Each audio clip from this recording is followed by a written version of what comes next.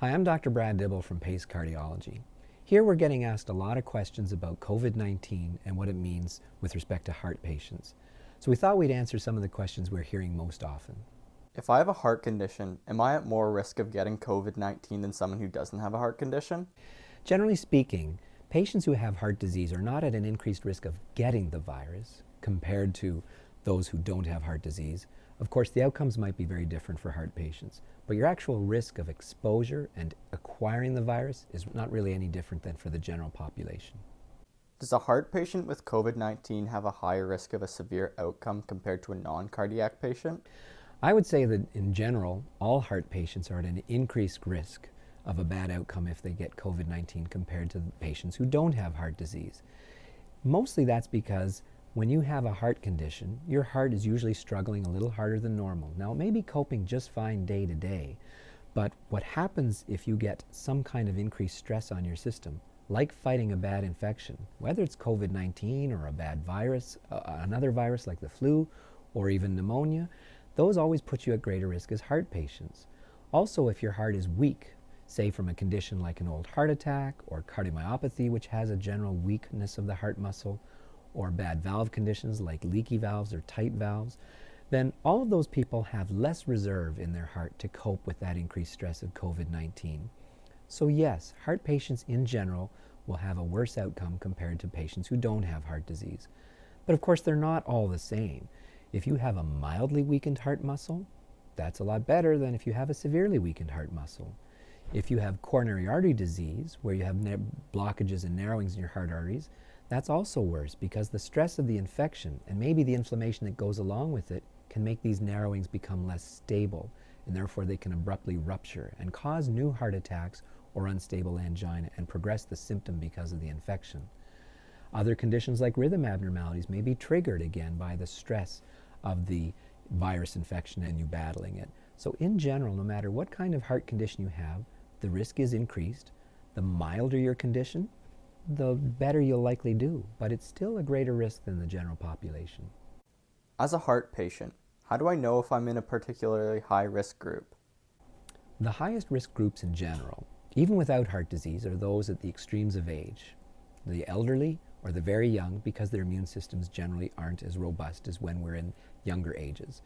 But also people who have other health conditions like bad lung disease or diabetes or bad kidney function.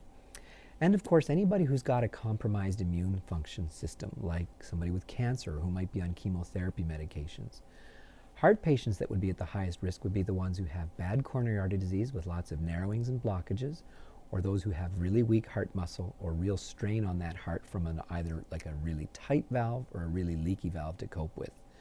Bad rhythm problems that are too fast or too slow may also have a real struggle. But again, it generally boils down to the more severe your condition, the greater your risk. During the COVID-19 crisis, should I neglect symptoms of heart disease? We have a complete video dedicated to this question, and I encourage you to check it out because I go into a lot more detail. But generally, when it comes to heart conditions, I would not want to delay. If you have a question you would have asked your family doctor or your cardiovascular specialist, I would go ahead and ask, because most of us physicians are still addressing our patients at least remotely. If you have something that would have taken you to the emergency department, the smart thing is to go, because riding out a heart condition at home often has a much worse outcome than any potential risk you might have of going to the hospital. Should I wear a mask to protect myself from COVID-19? Most of the masks that are out there, like the surgical masks that someone would see in a hospital, those really only protect others from the person wearing the mask. So for example, if you have a cough or a cold, by wearing the mask, you're helping minimize the chance of those germs being spread elsewhere. But it doesn't typically protect you from being exposed. For that, you need an N95 mask, and that refers to the fact that 95% of small particles are kept away from the mask. So it's not 100% effective, but it is very efficient. That's about the only way to protect you more. And if you're going to be exposed in that sort of environment, like people who are frontline workers in the emergency department or ambulance attendants, those are people who definitely need to wear those types of masks. But in general, wearing a standard surgical mask is helping protect others, which is still a responsible thing to do if you think you could be at risk of having it yourself. But of course, it's still best to stay home and avoid any such exposure. Should I change my heart medications during the COVID-19 crisis? There's been a lot of concern that certain heart medications may increase the risk of someone who gets COVID-19 from having a worse outcome.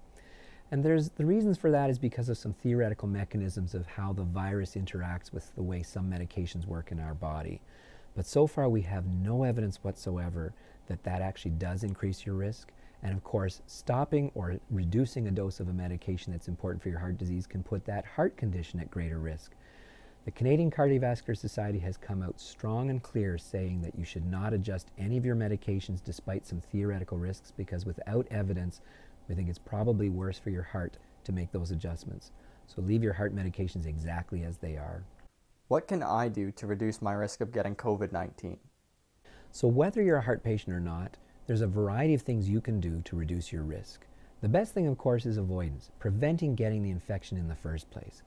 That's where this social distancing, or physical distancing is probably a better term, but staying at home with the same folks that you live at home with, avoiding going out unless it's absolutely essential for things like getting groceries, but not getting together with friends or other family members during this time. That's the best way, because then you're not going to be exposed to potential sources of the virus. If you do touch things outside of your immediate environment, it's important to keep your hands clean. It's amazing how just washing your hands with soap and water for 20 seconds will kill the virus completely and eliminate that risk. But of course, avoiding surfaces where the virus might be is important, or cleaning those surfaces very carefully with soap and water or some kind of bactericidal agent that would help kill the virus. Keeping your hands away from your face, because if you have the virus on your hands and you touch your face, then you can bring the virus up to your mucous membranes and get the disease.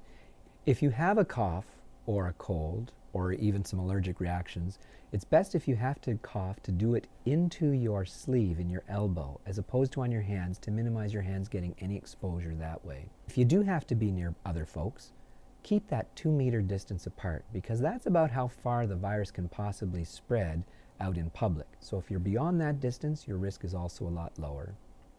We know we can't answer every question about every specific heart condition that people have. And even if a condition is common, every individual is different. So of course, if you are concerned, it's always best to talk to either your family physician or your own cardiovascular specialist about these issues, because everybody's individual and not every bit of advice applies to all people. But we hope this has been helpful to at least alleviate some concerns and give you a bit more information about you and your heart during this pandemic.